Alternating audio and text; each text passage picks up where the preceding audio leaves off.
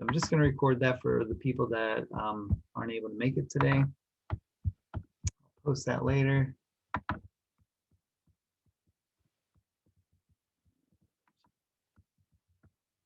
All right, I think you should be able to see my screen. So this is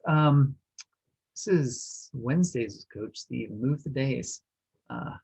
So tonight I'm gonna talk about I'm gonna talk a little bit about myself, because some people that may tune into this, since this will be recorded and on my page, might not know me yet. Most of you already know me. Maybe you'll learn something a little bit new, and we'll go from there. The other thing I wanted to talk about today is what health coaching actually is. There's a couple terms or jobs or people that you may think are health coaches, but I'll kind of hone in on those a little bit so you can sort of see what the difference is. And then today, since this is the first one, we're going to talk about a little bit about the Primal Blueprint Laws. So that'll really be a jumping point off to all the other episodes that we have after today. And I think I'll organize them in order as we see them today. We'll have some different topics after that. Then we'll talk about other health and wellness issues. But some of those topics are really big and encompassing. All right. So first of all, this is a fine print. Again, this is for educational, informational, and coaching purposes only. As we go through the different jobs that I said we were going to cover today, these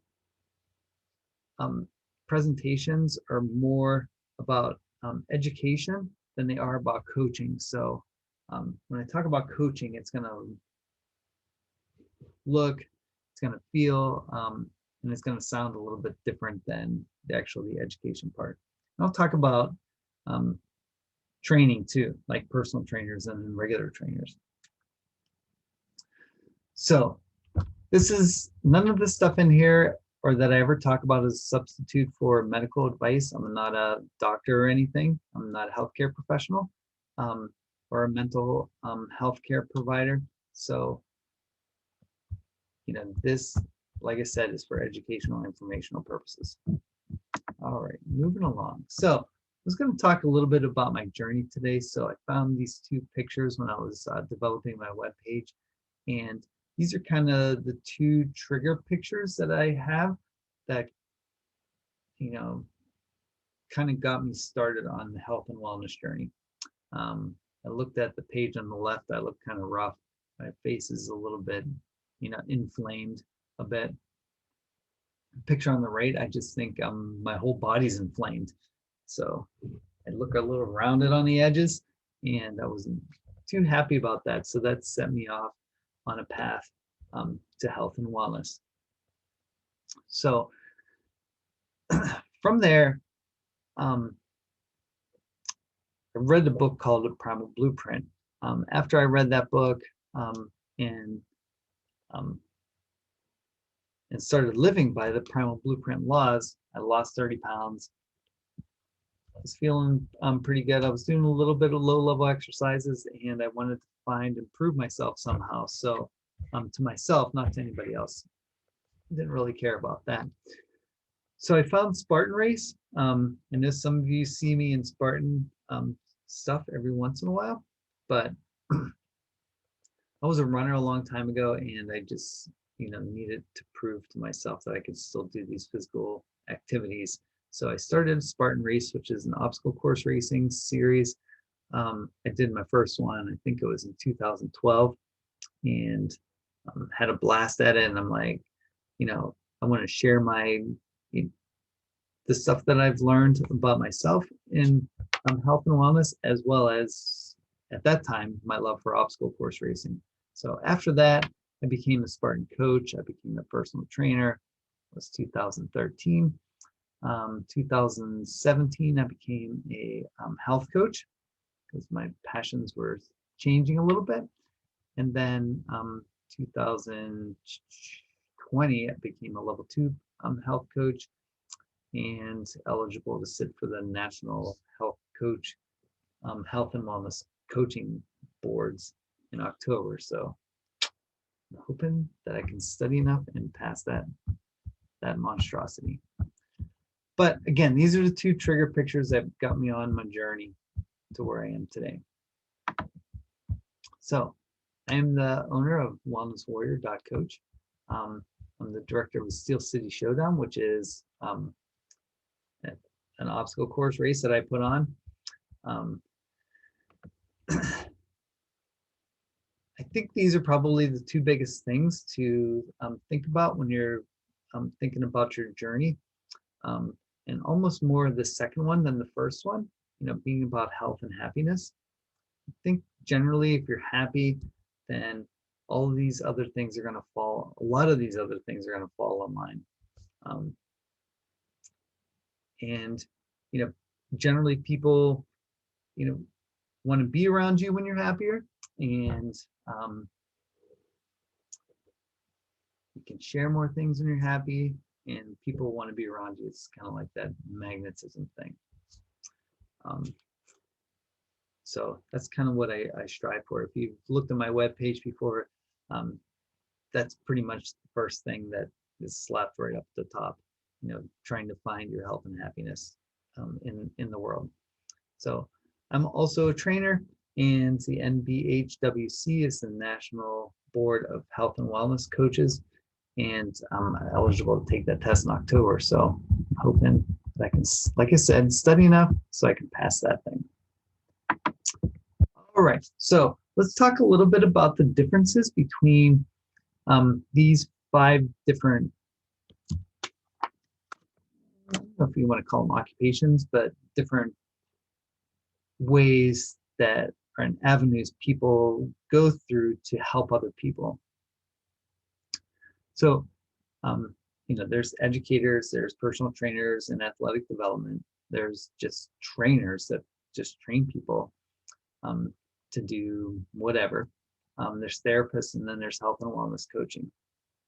So the first one, if we talk about educators in the health field, those people are really trying to encourage people to get into healthy lifestyles and wellness through educating individuals and just talking about the behaviors of which healthy living and preventing disease and other problems, how they can prevent that. So they're pretty much just basically dispensers of, education and information. That's kind of like what this is. When I get presentations online like this, I'm basically, I'm a health coach and a trainer, but these particular things are just for educational purposes. So that's a health educator. So a personal trainer or a person that does personal athletic development is a little bit different. So these are people that are experts in the field. They direct, the person that they're working with or people that they're working with to do certain behaviors, have teams do certain things based on that person's area of expertise. So, when I'm in trainer mode, I'm pretty much, guiding you along for, physical health and wellness. So, strengthening, mobility, flexibility, balance, all those things fall under the personal training thing. But I'm not really, I'm just basically, giving you a prescription more or less. All right, moving down to those trainers and trainer in the trainer program. So these people definitely have an agenda. They have something that they're trying to get across. Maybe that's a trainer for, teaching, people how to cook or whatever. So, people that go in the new job need a trainer to help them learn the job. All right, so those are a little bit different. Therapists, so now we're getting to the last two. The last two are kind of very similar-ish, but there's definitely a defining line between that. So therapists help people deal with their pain and dysfunction and conflict, whether within themselves or in the relationships that they have. But what they're looking at mostly is what's happened in the past and trying to deal with those things that have happened in the past. So that's what a therapist does, and there's all kind of different therapists. But you know, even physical therapists are trying to fix stuff that happened to you and to get you back into health and wellness. And even a mental therapist are looking at what traumatic experiences that you've had in the past and how do we rectify that? How do you start feeling better about those things? And then we get down to health and wellness coaching. So one of the major differences between health and wellness coaching and therapists is that, like I said, therapists deal with the stuff that came behind, in your past, and health and wellness coaching is really, looking into the future and building a better future for yourselves or for yourself. So that, is kind of the, one of the defining lines there. So how we function as health and wellness coaches is that, you've lived with yourself 24/7 since you were hatched a long time ago. You know more than any other person on this planet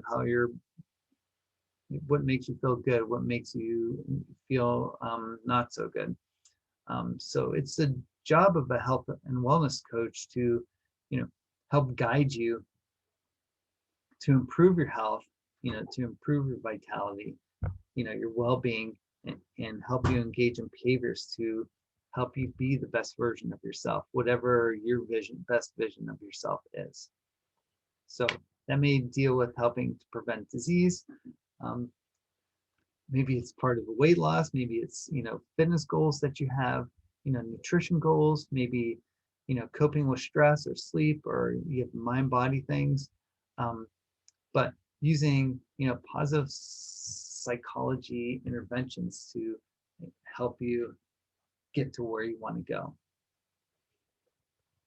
Does anybody have any questions about any of those 5 things?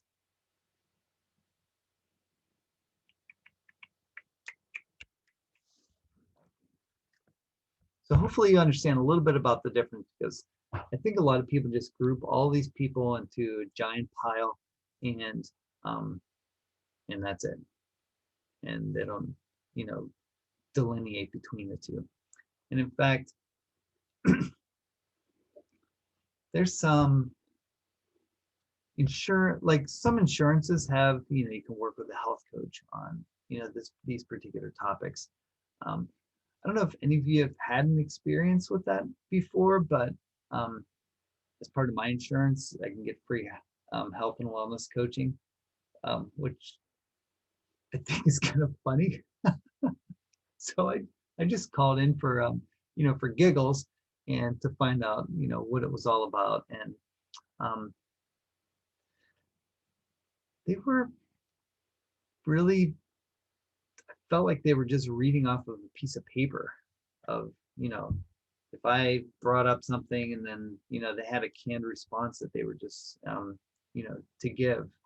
I don't know if it was because they weren't as trained as well or whatever, but it just didn't feel like I was working together with somebody. It just felt like they were, really reading off a piece of paper.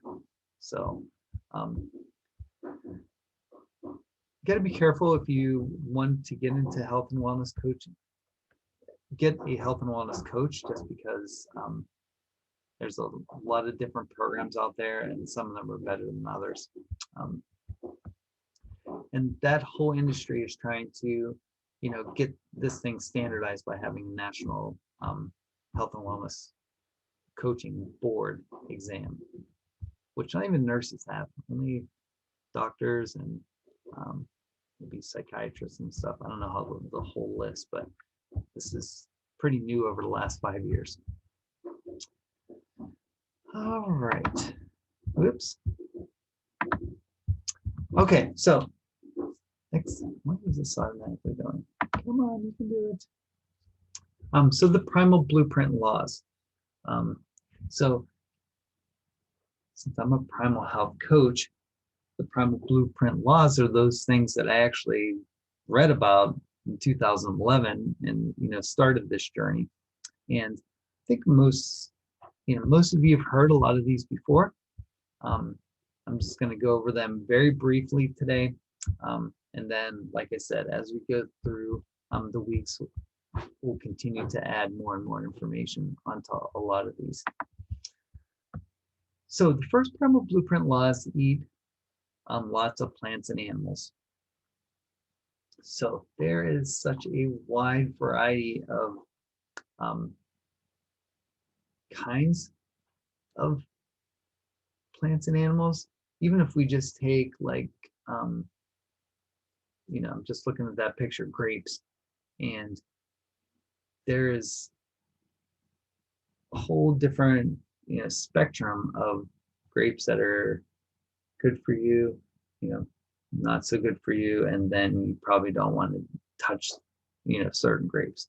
So that the eating part of it, the vegetables, that will be a whole lesson in and of itself, just talking about differences between fruits and vegetables, even oranges to oranges. Definitely can compare oranges to oranges and apples to apples. They're not all created equal. Meat is a whole another thing. And if you've ever been to the grocery store, you've seen billions, maybe not billions, but definitely a lot of different labeling that they attach to meat, pasture raised, non-GMO, grass-fed, hand-fed, all these different things on how they raise these animals, and it can be very, very confusing. So we'll clear up some of those things. I put this picture down the bottom because, if you think about it, the reason why it's primal is because we're looking at things of how they used to be in that particular, frame. Not totally inside the frame, that comes out of the lines a little bit, but for the most part. So if we look at that bottom picture, think about those woolly mammoths that are on there. What were the woolly mammoths eating? How did people get these woolly mammoths? Then if we take it to modern day, what does our food actually eat? Or what does our food actually absorb? So we'll get down to the nitty-gritty on a lot of that stuff. All right, Primal Blueprint Law number 2, avoid poisonous things. That seems very obvious, right? Except, these pictures that are on here, don't necessarily look poisonous, right? There's 80,000 chemicals that have been created since 1900 that we really don't know the side effects to. So, becoming more aware of what these poisonous things are and how they can harm us, and what we can do about it is super important. For us to live happy. That's really the goal, right? All right, so you see a couple things here. I always like to put this one on here, this rhubarb, because the leaves are poisonous, but the stems are not. And the stems are really yummy, especially if they're made a certain way. All right, Primal Blueprint Law number 3 is move frequently. So this is one thing that if I go into personal trainer mode, this is what I tell everybody. I said, you got to move more. All right. You got to move more. From health coaching point of view, I wouldn't say you got to move more. We talk about that. So personal training mode, move more. All right.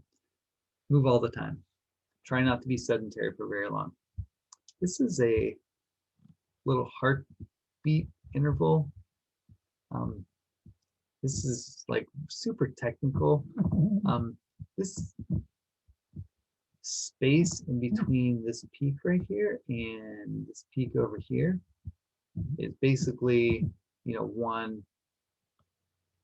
time of a heartbeat. So actually this is two, but the time in between each one of these heartbeats. So this can actually, when it's monitored, really tell you about health and wellness of yourself. So I definitely take my reading every now and then. Actually, my watch takes it every night, but doesn't mean I always look at the data. Sometimes I'm not happy about it. It's not always good. All right, Primal Blueprint Law number 4 is to lift heavy things. All right, so there's a picture of me. That's probably from 2014, I think. Just carrying a log up a giant hill. So lifting heavy things. We'll talk about this as well. But in short, it could even be your own bad self, doing body weight exercises. The class that I teach, PWR, we have to move ourselves around. So, those are heavy things. I don't care how skinny you are, it's heavy for you, and you have to move it around. Sprint once in a while. This is a little bit tougher because not everybody can sprint like in a running sprint, but there's other ways that you can definitely sprint and get a good workout and get your heart rate up. All right, Primal Blueprint Law number 6. So this is probably the one that people have the most problem with. Just historically speaking, like some of them, famous people in the United States didn't really sleep that much. I believe Thomas Jefferson really didn't sleep that much. But it is vitally important. And the more and more research that comes out, the more and more sleep is really comes to the forefront as a place where you can really rest and repair the damage that you've done during the day or during the week or even during your lifetime. As we age as adults, number 7 gets totally neglected. So for a lot of people, especially people that work a lot, and that's play. Right? Play is super important. It doesn't have to be like super exercising like ultimate frisbee down the bottom. Those people at the top are bird watching. That's a type of play too. All right. Playing cards and yelling and screaming at the cards like we did, last night is a form of play as well. So that can be simple. So we'll have a whole presentation just on play. All right.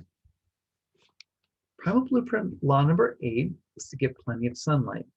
Sunlight does so many different things. Probably could stretch it out into 2 or 3 presentations, but we've been wired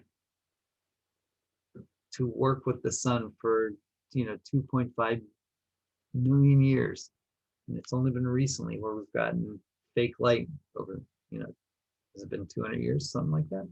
So we're wired to have almost all of our cycles go by the rising and the setting of the sun. Plus it does a lot of other stuff too. All right, and number 9. Number 9 is avoid stupid mistakes. Probably want to have them, actually, as you're educated as you go along, some of the things that you might think are stupid mistakes turn into stupid mistakes because you're just not aware of them. A couple of things on here. Not wearing your seatbelt, you might not think that's a stupid mistake, but if you have an accident that saves you, then and you didn't, or if you have an accident and you don't have it on, taking 2 seconds to put your seatbelt on, you know, turned into a stupid mistake. Not knowing what poison oak and poison ivy are. That's something that you can spend 5 minutes on learning the differences, and you can avoid getting poison ivy. Well, most of us. Some of us can just get it by the air blowing across the poison ivy and onto us. So that's not always the case. But driving when it's snowy out, most of us don't need to drive when it's there's snow on the road. So if we can help it, don't do it. That's a stupid mistake. Some people might think that picture on the left is a stupid mistake. That person dangling themselves, off this little rock into this giant fjord, probably in Norway somewhere. That might be a stupid mistake too. So that's from Blueprint Law number 9. And number 10 is to use your brain. All right. Use your brain. You can think of your brain as a muscle. You got to use it, or you start to lose it, just like your muscles start to atrophy the longer you go without doing any exercise. And there's, between now and 30, 40 years ago, there's so many opportunities to use your brain for a bajillion different things, whether it be puzzles or taking a class online or something like that. There's one-day classes that different places offer, and you just got to keep your mind active and moving, or it starts to atrophy. And you got to treat it nice too. So if you don't treat it nice, it probably won't take care of you. All right. So here's a good motto. Live long and drop dead. That's one of the primal mottos. You might be saying, well, what in the world does that mean? But I'm sure some of you know some people that, really lived well, in their 20s and their 30s and start to tail off. And that was me too. When people get 40, they start really going downhill. And that's where I caught myself. So thank goodness for that. Or I guess it was 40. So I read that book when I was 40. Wasn't quite 41 yet. And then it continues to go downhill. But we don't want that, right? We want to live long and happy. We want your standard of quality of life to be, pretty much stationary the whole way, or flatlined the whole way until the end. I just wanted one day just go out, however that is. That's what that graph means. So I'm not sure I can do that. I can throw a spear. Actually, last weekend I hit 4 out of 5 spears that I threw at the race or the class that I taught. And I looked like that at one time, and I don't want to look like that. Do not want to. Did you ever hear of that a movie? I think it was Humphrey Bogart said, "Live well and have a good-looking corpse." I like that. That was from a movie. I'm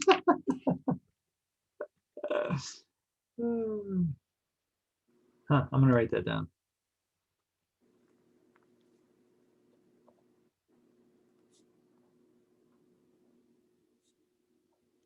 All right, so next week we're gonna start looking at Primal Blueprint Law number 1. So Primal Blueprint Law number 1 is eat lots of plants and animals. So there's a huge, enormous amount of information to share for that. So it could be 2, 3, 4 weeks to talk about just the food portion of it, and we'll break it down to make it way more easier for you to understand when you go to the grocery store what in the world you're looking at, because it is a mess out there.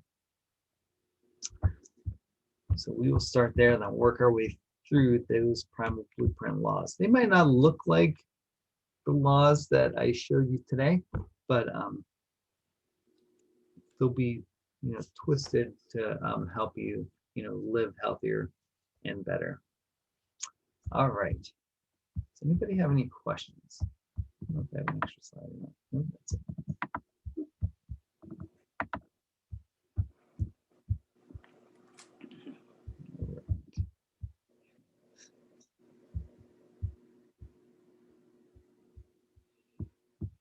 All right. So hopefully you enjoyed this. We were a little short today, but as time goes on, things will get more and more interesting. At least I feel like they'll get more and more interesting. All right, thanks for coming. I will post this on the on my YouTube page and hopefully some other places as well, so you can link up to that. Thanks a lot.